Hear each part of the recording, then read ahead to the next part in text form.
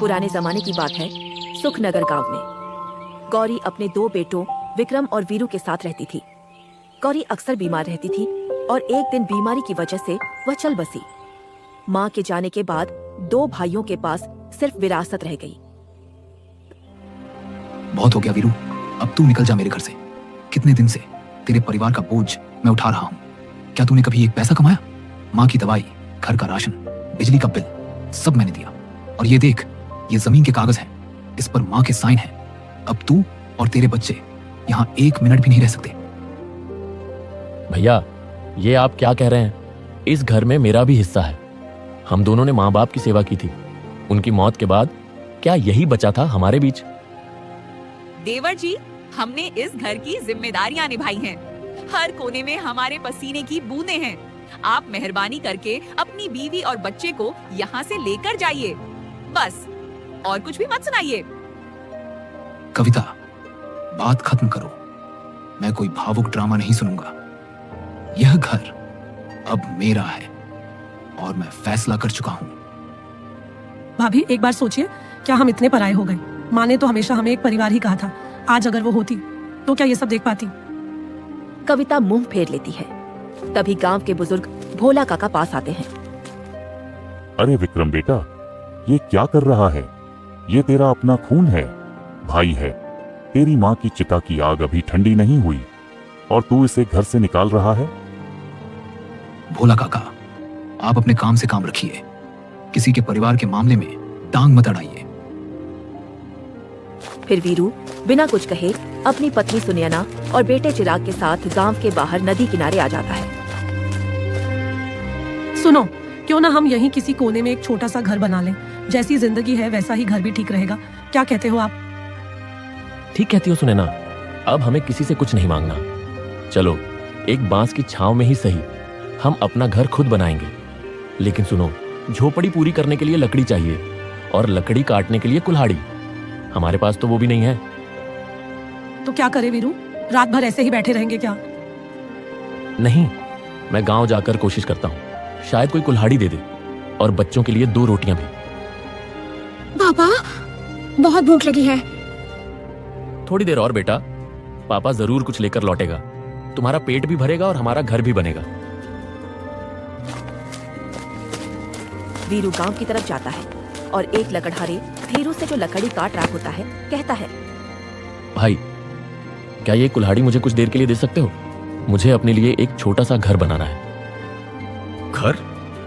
तू तो गांव से बाहर का लगता है। क्या करेगा घर बनाकर? मेरे भाई ने जमीन हथिया ली। माँ बाप की मौत के बाद हमें घर से निकाल दिया। अब बीवी बच्चों को लेकर नदी किनारे बस गए हैं। छाया तो चाहिए ना, कम से कम बरसात से सिर ढकने को। आजकल यही देखा जाता है भाई, खून से नहीं जमीन से रिश्ता होता है। ले भाई, ये कुल्हाड़ी भी रख और ये रोटी भी। तू तो अपने जैसा नहीं लगता। भगवान तुम्हारा भला करे भाई, मेरे बच्चे पेट भर के खाएंगे। वीरू कुल्हाड़ी और रोटी लेकर नदी किनारे लौटता है। पापा, रोटी है? बेटा, आज तेरा पेट भर जाएगा और कल से अपनी झोपड़ी भी बनेगी अपने ही हाथों से। कुछ दिनों बाद वीरू उसी कुल्हाड़ी से लकड़ी काटता है और अपने लिए एक अच्छी सी झोपड़ी बना लेता है। पापा, वो देखो, हमारी झोपड़ी अब कितनी सुंदर लग रही है। हाँ बेटा, ये झोपड़ी नहीं, हमारी मेहनत की मिसाल है। अब कोई हमसे इसे छीन नहीं सकता। ये हमने अपने पसीने से बनाया है।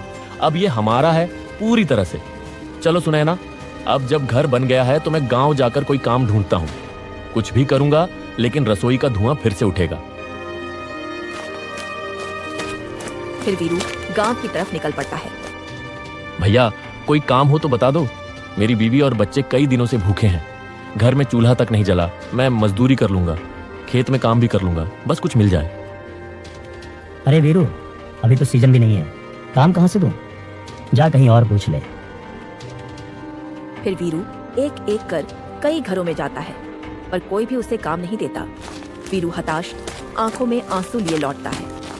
तभी एक बूढ़ी औरत उसे देखती है और उससे कहती है, बेटा, तू कब से घूम रहा है? तेरा चेहरा सब कुछ कह रहा है। ले, ये रोटी और थोड़ा सा गुड़ ले। कुछ नहीं तो कम से कम तेरा बच्चा तो चुप हो जाएगा ना। माई, आज तू तो जैसे भगवान बनकर आई है। तेरा ये टुकड़ा हमारे लिए किसी खजाने से कम नहीं। फिर वीरू घर लौटता है।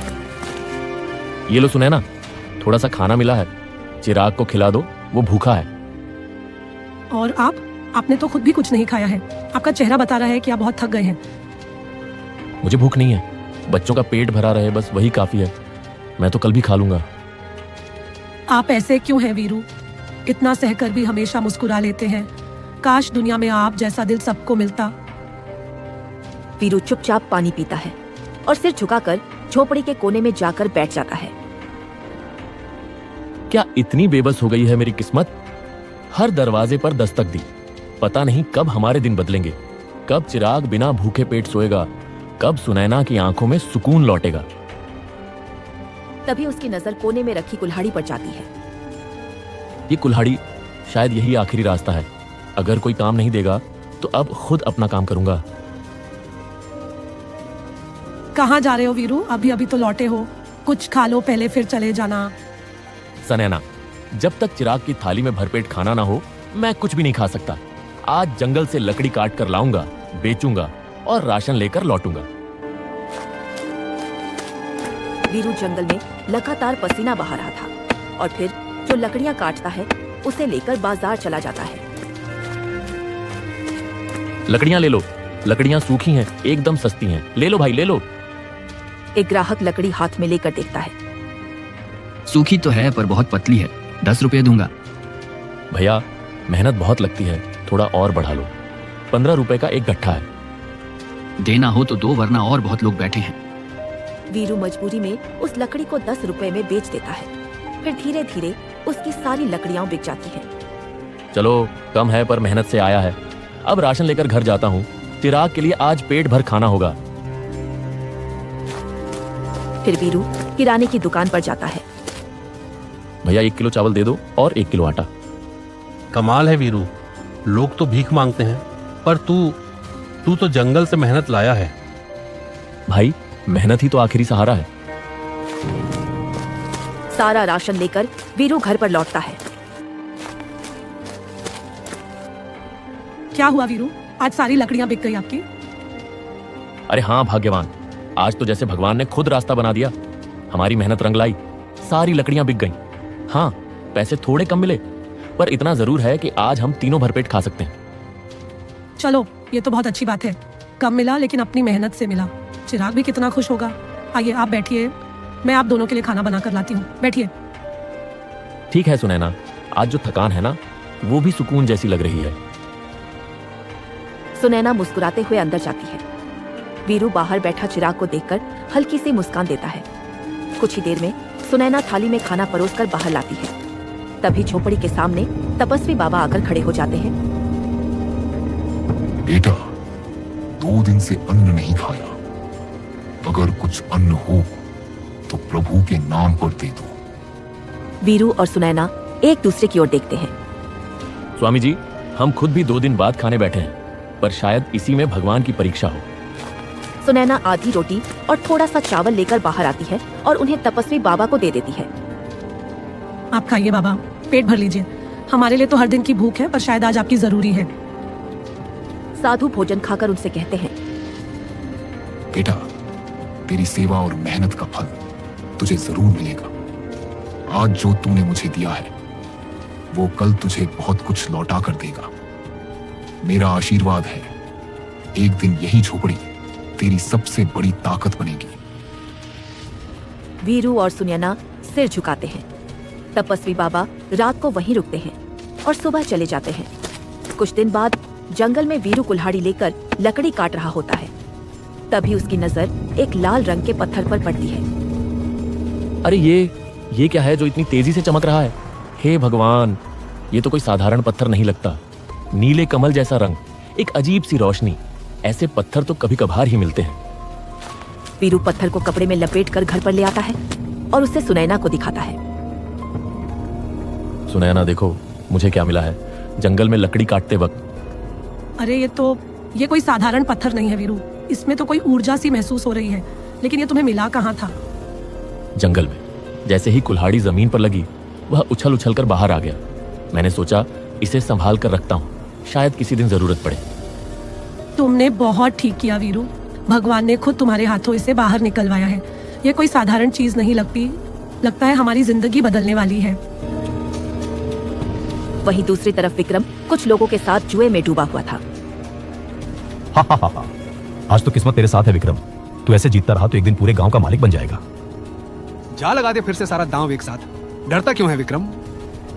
डरता नहीं हूँ, विक्रम सिंह नाम है मेरा। सारी जमीन, घर, खेत सब लगा देता हूँ। जीत गया तो राजा बन जाऊंगा। किस्मत बदलने के लिए कुछ तो करना पड़ेगा। वह सारे खेत, जमीन, घर सब कुछ दांव पर लगा देता है। पत्ते खुलते हैं और विक्रम हार जाता है। विक्रम तू हार गया, अब तेरे नाम कुछ नहीं बचा। सब अब हमारे हवाले है। नहीं, ये नहीं हो सकता। मेरे बाप दादा की जमीन, मेरा सब कुछ, मैंने सब कुछ गवा दिया। अब मैं क्या लेकर जाऊंगा घर? विक्रम थका हारा घर पहुंचता है। क्या हुआ? इतनी देर कहाँ थे? और ये चेहरा क्यों सूझा है आपका? सब हार गया कविता। खेत, घर सब चला गया। क्या कहा तुमने? तुम सच कह रहे हो? तुमने हमारे बच्चों का भविष्य जुए में दांव पर लगा दिया। हे भगवान, हम अब कहाँ जाएंगे? मैंने सोचा था जीतूंगा तो अमीर बनेंगे। मुझे माफ कर दो, मुझे समझ नहीं आया। मैंने लालच में सब कुछ खो दिया। मैंने सोचा था एक बार जीत जाऊं तो तुम्हें सोने के कंगन दूंगा, बेटे को पढ़ने शहर भेजूंगा, इस मिट्टी की जिंदगी से ऊपर ले चलूंगा। पर मैं तो खुद ही मिट्टी में मिल गया। पीछे से उसके दोस्त की आवाज आती है। जब तू जुए में सब कुछ हार गया था तो तूने यह घर मेरे नाम किया था, याद है ना? तेरे पास ठीक 10 मिनट है। अपना सामान समेट और निकल जा इस घर से। ये अब तेरा नहीं, मेरा घर है। मैं अब और नहीं सह सकती। मैं जा रही हूँ कहीं ऐसी जगह जहाँ जिंदगी फिर से शुरू हो सके, जहाँ मेरा बच्चा भूखा न सोए। कविता बच्चे को उठाती है। वह विक्रम की तरफ बिना देखे घर से बाहर निकल जाती है। विक्रम वहीं का वहीं बैठा रह जाता है। सब चला गया, कविता, बेटा, घर, खेत। मैंने सब कुछ जुए की बाजी में हार दिया। अब मैं किसके लिए जीऊं? कुछ दिनों बाद विक्रम गांव की गलियों में इधर उधर भटक रहा था। भोला काका, कुछ खाने को मिल जाएगा? 2 दिन से कुछ खाया नहीं। चल हट, तेरे जैसे लोगों को ही देख देख के भगवान भी चुप हो जाते हैं। कभी दूसरों का हक मारा था, अब खुद भूखा फिर रहा है। मैंने गलती की थी काका, पर अब कोई तो दया कर लो। दया उनके लिए होती है जिनके कर्म साफ हों। तू तो अपनी लालच की आग में सब कुछ जला बैठा विक्रम। जमीन, घर, परिवार सब कुछ हार गया। जा यहां से, मेरे पास तेरे लिए कुछ नहीं है। विक्रम हताश होकर पीछे हटता है। भोला काका दरवाजा जोर से बंद कर लेते हैं। फिर ठीक वैसे ही विक्रम एक एक घर के दरवाजे पर गया, लेकिन हर जगह से उसे तिरस्कार ही मिला। हर दरवाजा उसके लिए बंद होता गया। किसी ने पानी तक न पूछा।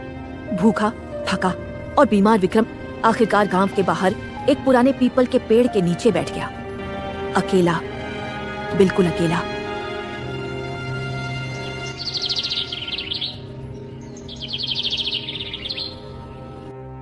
कुछ हफ्तों बाद गांव में अचानक एक अजीब बीमारी फैलने लगी। बच्चों को उल्टियां होने लगी, बूढ़ों को तेज बुखार चढ़ गया और जवान लोग धीरे धीरे कमजोर होकर गिरने लगे। गांव में डर और अफरा तफरी का माहौल बन गया। यह तो हैजा है, बहुत तेजी से फैल रहा है। मैंने अपनी जिंदगी में ऐसा जहर कभी नहीं देखा। हमारे बच्चे मर रहे हैं जी, कुछ करो। विद्याचार जी, कुछ तो करो। अब कुछ नहीं हो सकता। यह बीमारी अब पूरे गांव को निगल लेगी। यह हम सबके कर्मों का फल है। फिर एक दिन वीरू अपनी माँ की अर्थी पर फूल चढ़ाने गांव आता है। गांव की हालत देखकर वह स्तब्ध रह जाता है। चारों तरफ चीख पुकार मची होती है। बचे खुचे लोग जमीन पर पड़े कराह रहे होते हैं। लाशें भी कहीं कहीं दिखाई देती हैं। वह घबराते हुए विद्याचार जी के पास पहुंचता है। वैद्याचार्य जी, ये क्या हो रहा है गांव में? सब इतने बीमार क्यों हो गए? वीरू बेटा, तू भी भाग जा। यह गांव पहले जैसा नहीं रहा। यहाँ की हवा में जहर घुल चुका है, हैजा फैल चुका है, सब कुछ खत्म हो रहा है। नहीं, मैं नहीं भागूंगा। यह मेरा गांव है, मेरी मिट्टी है। कोई ना कोई उपाय जरूर होगा। बताइए ना वैद्याचार्य जी, कोई तो इलाज होगा। एक तरीका है वीरू, बहुत पुरानी जड़ी बूटी है, नील कमली कहते हैं उसे। अगर उसे एक विशेष नीले पत्थर पर घिसा जाए तो उस दवा से सबसे खतरनाक रोग भी मिट जाते हैं। मैंने वो बूटी तो सहेज कर रखी है, लेकिन वो नीला पत्थर मेरे पास नहीं है। नीला पत्थर? वैद्याचार्य जी, एक नीले रंग का पत्थर मेरे पास है। मैं जब जंगल में लकड़ियां काट रहा था तब मुझे वो पत्थर मिला था। मैंने तो बस यूं ही रख दिया था। शायद वही हो। आप रुकिए, मैं अभी लाता हूं। वीरू दौड़ता है और अपने घर की तरफ जाता है। वीरू, क्या हुआ? सब ठीक तो है ना? वो नीला पत्थर कहाँ है जो मैंने तुम्हें रखने को कहा था? हाँ, वो मैंने अच्छे से संभाल कर रखा था। ये लो। भगवान का शुक्र है, यही पत्थर है। वीरू वापस वैद्याचार्य जी के पास जाता है। विद्याचार्य जी, ये देखिए, यही वो पत्थर है ना? हे प्रभु, यही है, बिल्कुल यही पत्थर चाहिए था। अब सब ठीक हो जाएगा। वीरू और वैद्याचार्य जी पत्थर और जड़ी बूटी को मिलाकर दवा बना लेते हैं। यह बूटी, ये पत्थर अब साथ मिलकर चमत्कार करेंगे बेटा। बस कुछ देर में दवा तैयार हो जाएगी। भाइयों और बहनों, यह दवा है हमारी आखिरी उम्मीद। हर एक को एक एक चम्मच पीनी है। डरिए मत, अब सब ठीक हो जाएगा। फिर सभी गांव वाले एक एक चम्मच करके दवाई पी लेते हैं और कुछ ही घंटों में सभी ठीक होने लगते हैं। बेटा वीरू, तू तो भगवान बन गया इस गांव का। तूने सबको नई सांसें दी। सब तो ठीक हो गए, पर मेरा भैया वो अब तक कहीं नहीं दिखा। तभी भोला काका पास में आते हैं। बच्चा, तेरे जाने के बाद तेरे भाई ने सब कुछ हार दिया, जुए में सब गंवा दिया। तेरी भाभी उसे छोड़कर चली गई। अब वो गांव के बाहर उस नदी के पेड़ के नीचे बैठा रहता है, बीमार, अकेला बैठा होगा। वीरू यह बात सुनते ही दौड़ पड़ता है। भैया मैं आ गया। देखो भैया, वीरू आ गया। भैया, तू आ गया। मैंने तो सोचा था अब तुझे कभी नहीं देख पाऊंगा। कुछ नहीं होगा भैया, ये दवा लो, बस थोड़ा सा, सब ठीक हो जाएगा, देखना। वीरू विक्रम के मुंह में दवा रखता है और उसे पानी पिलाता है। कुछ ही क्षणों में विक्रम की सांसें थोड़ी सामान्य होने लगती हैं। माफ कर दे मुझे वीरू, मैंने तुझसे सब कुछ छीन लिया। तेरा हक, तेरा घर, माँ की यादें। मैं लालच में अंधा हो गया था बेटा। भैया भूल जाओ सब कुछ। माँ कहती थी, परिवार एक धागा होता है, टूट भी जाए तो जोड़ना हमारा फर्ज है। अब सब ठीक हो गया भैया, हम फिर से एक साथ रहेंगे। हमारा घर फिर से एक घर बनेगा। वीरू बेटा, तूने ना सिर्फ बीमारी से सबको बचाया, बल्कि हमें भाईचारे की असली मिसाल भी दी। तूने अपने बड़े भाई विक्रम को नहीं छोड़ा। आज हम सभी की तरफ से गांव की एक जमीन तुम्हारे नाम की जाती है, एक छोटे से खेत के साथ, ताकि तुम दोनों भाई फिर से साथ मिलकर खेती करो और इस गांव को यूं ही रोशन करते रहो। पंचमुखी जी, गांव वालों, मैंने बहुत गलतियां की, पर आज जो आपने मुझे फिर से अपनाया है, उसका आड़ मैं जीवन भर नहीं चुका पाऊंगा। अब बस अपने छोटे भाई वीरू के साथ मिलकर पसीने से इस धरती को सींचूंगा और सच में इंसान बनकर दिखाऊंगा। भैया, अब हम कभी अलग नहीं होंगे। जो कुछ भी हुआ वो सब बीत गया। अब हम साथ मिलकर दो घर बनाएंगे, एक तुम्हारा, एक मेरा, लेकिन दिल हमेशा एक रहेगा, भाईचारे वाला। कुछ महीनों बाद नदी के किनारे दो सुंदर पक्के मकान खड़े होते हैं, एक वीरू का और एक विक्रम का। देखो बहन, कैसे दोनों भाइयों ने दोबारा अपना जीवन शुरू कर दिया। जहाँ पहले जहर था, अब वहाँ अमृत बह रहा है। यही है असली घर, असली भाईचारा। बच्चों, इन भाइयों की कहानी याद रखना। जब जब दिलों में दूरियां बढ़ें, तो यह याद आना चाहिए, खून का रिश्ता कभी नहीं टूटता, बस उसे निभाने का हौसला चाहिए।